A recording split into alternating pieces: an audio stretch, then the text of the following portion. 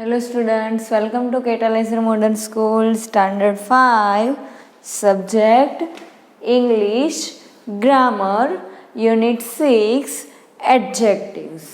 Adjectives એટલે કે વિશેષણ. તમે યુનિટ 8માં પહેલા જ લેક્ચરમાં જોઈ ગયા છો વિશેષણ કોને કહેવાય, આ ઉપરાંત વિશેષણનો ઉપયોગ ક્યાં થાય છે. ત્યારે તમે શીખ્યા છો કે વિશેષણ એટલે કે ગુણદર્શક શબ્દ. વાક્યમાં વ્યક્તિના કદ પછી કોઈ વસ્તુનો આકાર દર્શાવવા માટે જે શબ્દ વપરાય એને કહેવાય છે વિશેષણ. એટલે કે ગુણદર્શક શબ્દને વિશેષણ કહેવાય છે.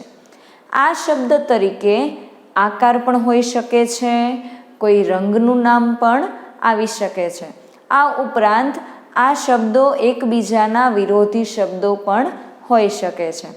તો આ લેક્ચરમાં આપણે રંગ કલર્સના સ્પેલિંગ, ઉચ્ચાર અને અર્થ શીખીશું. આ ઉપરાંત કેટલાક વિશેષણો પણ શીખીશું. તો અહીંયા બોર્ડ ઉપર કલર્સ લખેલા છે. કલર્સ એટલે કે રંગો. ટોટલ 10 કલર્સમાં લખેલા છે. 10 રંગો સ્પેલિંગ, ઉચ્ચાર, અર્થ સાથે લખ્યા છે જે તમારે યાદ રાખવાના છે, કારણ કે આનો ઉપયોગ આપણે વાક્યમાં કરીશું. તો જોઈએ હવે. પહેલો સ્પેલિંગ છે રેડ. RED. રેડ એટલે લાલ. લાલ રંગને અંગ્રેજીમાં કહેવાય છે રેડ, રેડ કલર. અને એનો સ્પેલિંગ શું છે? RED, red. બીજો કલર છે બ્લુ. BLUE, blue. બ્લુ એટલે ભૂરો. જે વાદળી રંગ છે અથવા તો ભૂરો રંગ છે એને અંગ્રેજીમાં શું કહેવાય છે? બ્લુ. એનો સ્પેલિંગ છે BLUE. પછી છે GREEN. GREEN એનો ઉચ્ચાર થાય ગ્રીન. ગ્રીન એટલે લીલો. લીલા રંગને અંગ્રેજીમાં કહેવાય છે ગ્રીન. એનો સ્પેલિંગ થશે GREEN. પછી તમને આપ્યો છે યલો. YELLOW.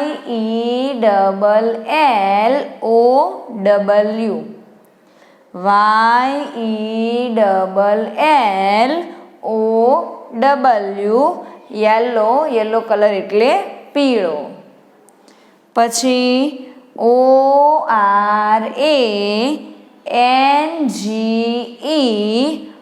ઓરેન્જ. ઓરેન્જ એટલે નારંગી. BROWN,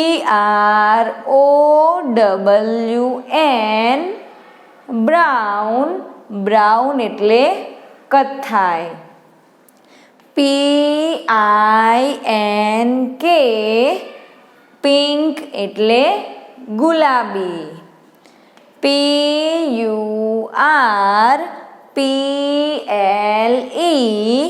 પર્પલ એટલે જાંબલી.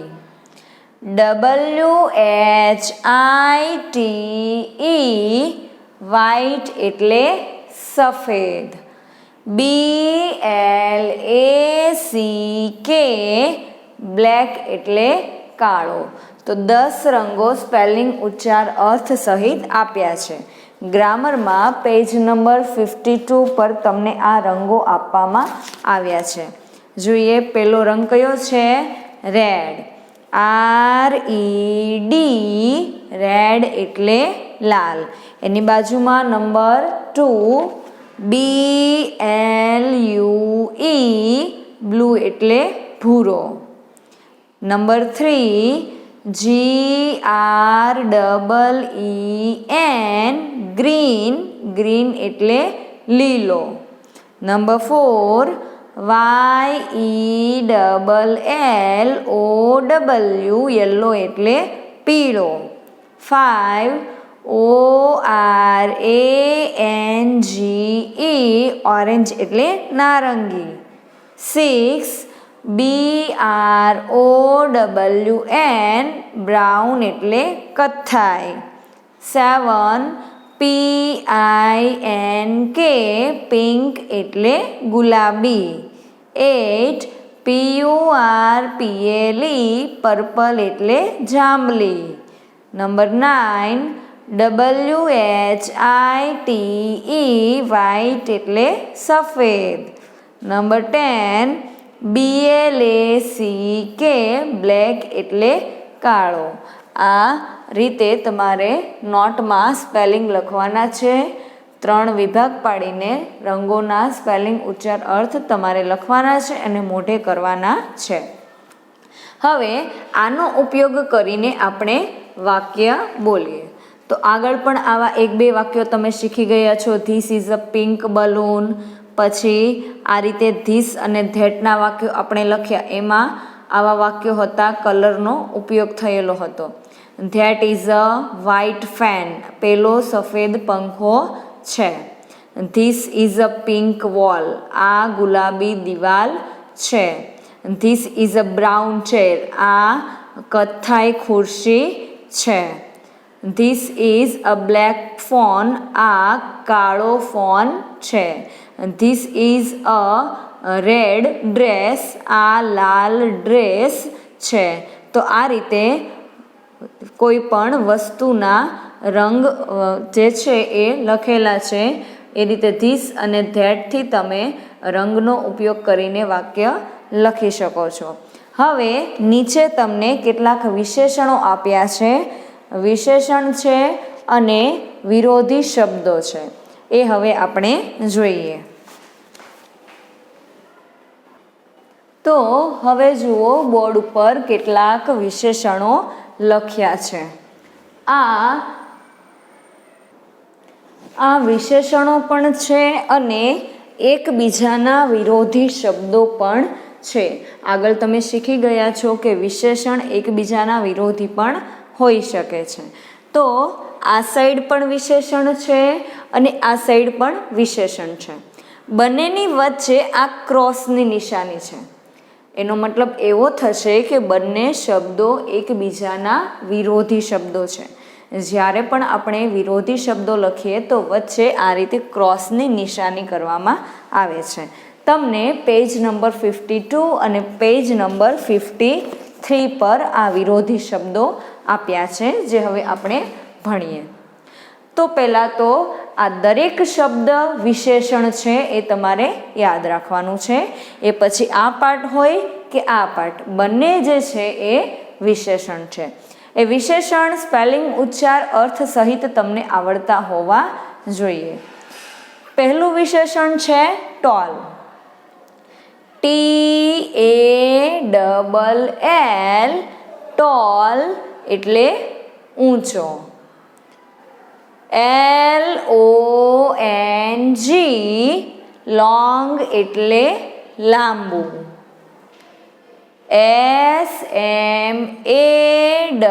SMALL, સ્મોલ એટલે નાનું.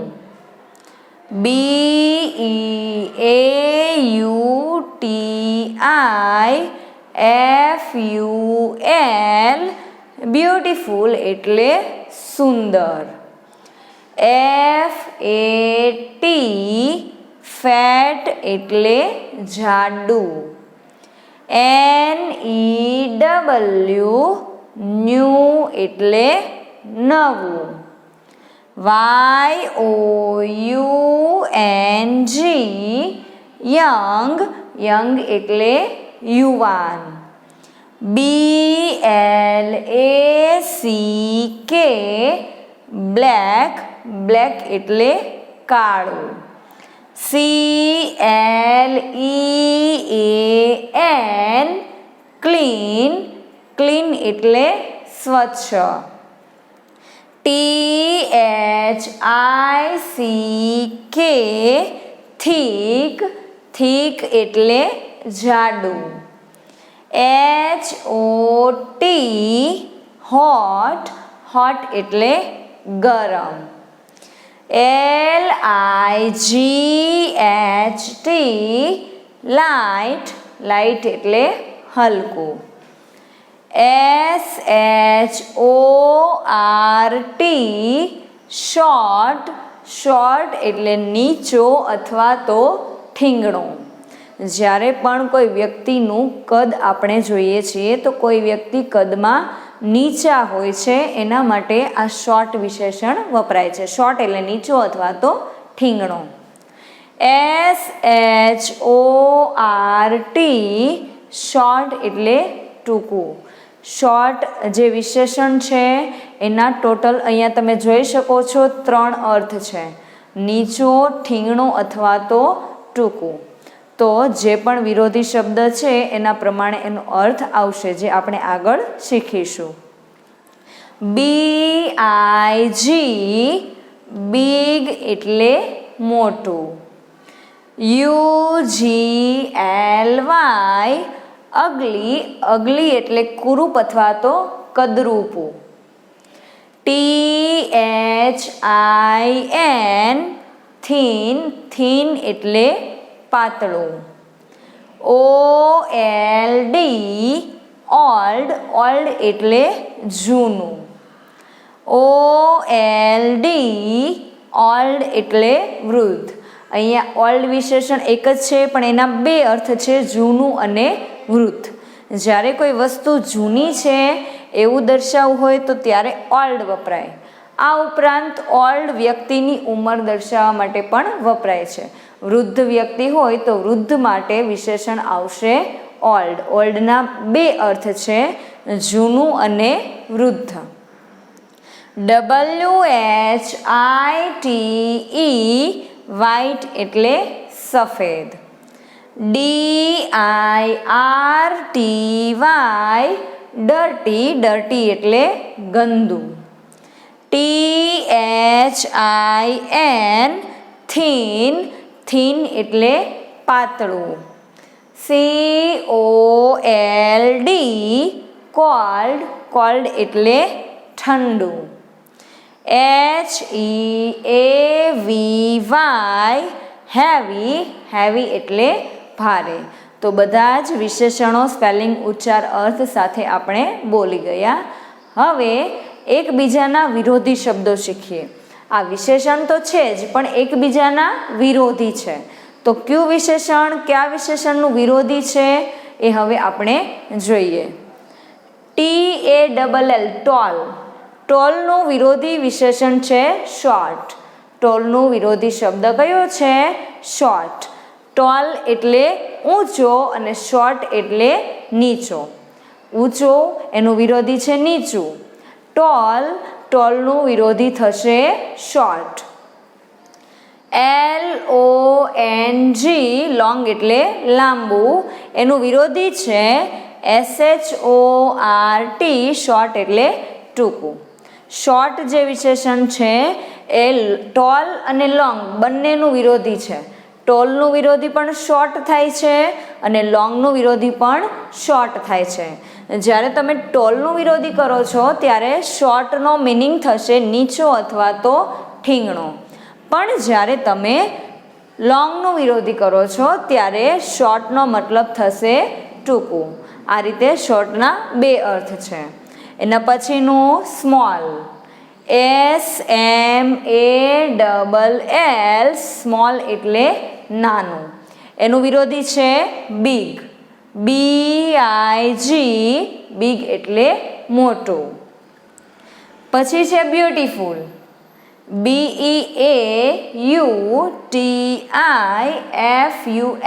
બ્યુટીફુલ એટલે સુંદર. સુંદરનું વિરોધી છે કદરૂપું. બ્યુટીફુલનું વિરોધી છે અગલી. UGLY અગલી એટલે કુરૂપ, કદરૂપું. પછી છે ફેટ. FAT ફેટ એટલે જાડું. એનું વિરોધી છે થીન. THIN થીન એટલે પાતળું. NEW ન્યૂ એટલે નવું. એનું વિરોધી OLD ઓલ્ડ એટલે જૂનું. YOUNG યંગ એટલે યુવાન, એનું વિરોધી થશે ઓલ્ડ. OLD ઓલ્ડ એટલે વૃદ્ધ. અહીંયા પણ તમે જોઈ શકો છો ઓલ્ડ એ ન્યૂ અને યંગ બંનેનું વિરોધી છે. ન્યૂનું વિરોધી પણ ઓલ્ડ થાય છે અને યંગનું વિરોધી પણ શું થાય છે? ઓલ્ડ.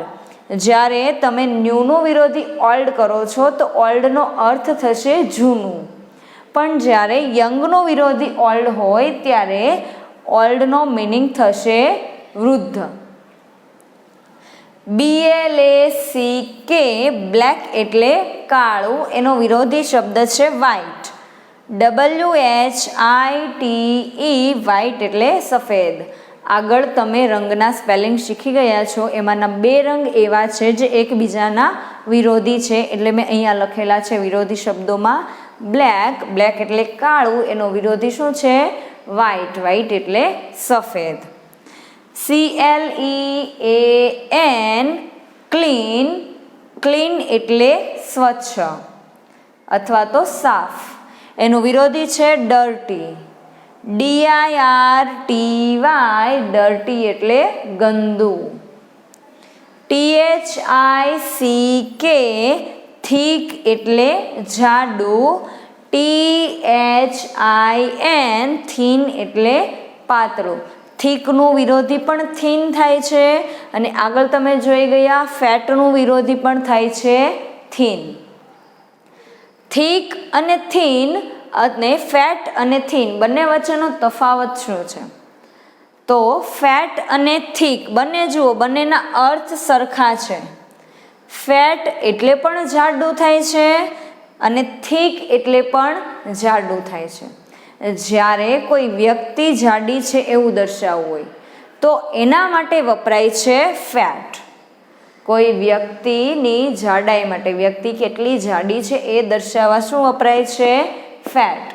પણ જ્યારે આપણે પુસ્તકની જાડાઈ માપીએ છીએ કે પુસ્તક જાડું છે અથવા તો પુસ્તક પાતળું છે તો એના માટે વિશેષણ વપરાય છે થીક. બંનેનો અર્થ તો બરાબર જ છે, સરખો જ છે, પણ એના સ્પેલિંગ અલગ અલગ છે. જ્યારે વ્યક્તિની જાડાઈના અર્થમાં લેવાનું હોય તો વિશેષણ આવશે ફેટ, પણ જ્યારે પુસ્તકની જાડાઈ માટે ઉપયોગ કરવાનો હોય તો ત્યારે વિશેષણ આવશે થીક. ફેટ અને થીક બંનેનું વિરોધી સેમ છે, થીન. થીન એટલે પાતળું. ફેટ હોય તો એનું વિરોધી પણ થીન થશે અને થીક હોય તો એનું વિરોધી પણ થશે થીન. HOT હોટ એટલે ગરમ, એનો વિરોધી શબ્દ છે કોલ્ડ. COLD કોલ્ડ એટલે ઠંડુ. LIGHT લાઇટ એટલે હલકું, એનું વિરોધી છે હેવી. HEAVY હેવી એટલે ભારે. કોઈ વસ્તુ વજનમાં હલકી છે કે ભારે છે, જો વજનમાં હલકી હોય તો એના માટે વિશેષણ આવશે લાઇટ અને જો વજનમાં ભારે હોય તો એના માટે વિશેષણ આવશે હેવી. આ રીતે વિશેષણ, સ્પેલિંગ, ઉચ્ચાર, અર્થ સહિત યાદ રાખવાના છે. અને વિશેષણનો વિરોધી શબ્દ, આ જે શબ્દ છે એ પરસ્પર વિરોધી શબ્દ છે તો એ પણ તમને યાદ હોવા જોઈએ કે બ્યુટીફુલનું વિરોધી શું થાય? અગલી. ફેટનું વિરોધી શું થાય? થીન. થીકનું વિરોધી શું થાય? થીન. બિગનું વિરોધી સ્મોલ. લોંગનું વિરોધી શોર્ટ. પછી ટોલનું વિરોધી શોર્ટ. હોટનું વિરોધી કોલ્ડ. તો આ તમને યાદ હોવું જોઈએ. આ ઉપરાંત તમે આમ પણ બોલી શકો કે બિગનું વિરોધી સ્મોલ, થીનનું વિરોધી ફેટ, અગલીનું વિરોધી બ્યુટીફુલ, વ્હાઇટનું વિરોધી બ્લેક, ડર્ટીનું વિરોધી ક્લીન, થીનનું વિરોધી થશે થીક અથવા તો ફેટ, બંને થશે. કોલ્ડનું વિરોધી હોટ, હેવીનું વિરોધી લાઇટ. આ રીતે તમે વિશેષણના વિરોધી શબ્દો લખી શકો છો. આ તમારે નોટમાં આ રીતે સારા અક્ષરે લખવાના છે અને મોઢે કરવાના છે. વિશેષણનો અર્થ પણ તમને આવડતો હોવો જોઈએ. બરાબર, તમારે આ યાદ રાખવાના છે જેથી કરીને ગ્રામરમાં એક્ટિવિટી છે એ તમને આવડે. તો નેક્સ્ટ લેક્ચરમાં આપણે એક્ટિવિટી જોઈશું. આ જે વિશેષણ બોર્ડ પર દેખાય છે એ રીતે તમારે પાકી બુકમાં લખવાના છે અને મોઢે કરવાના છે.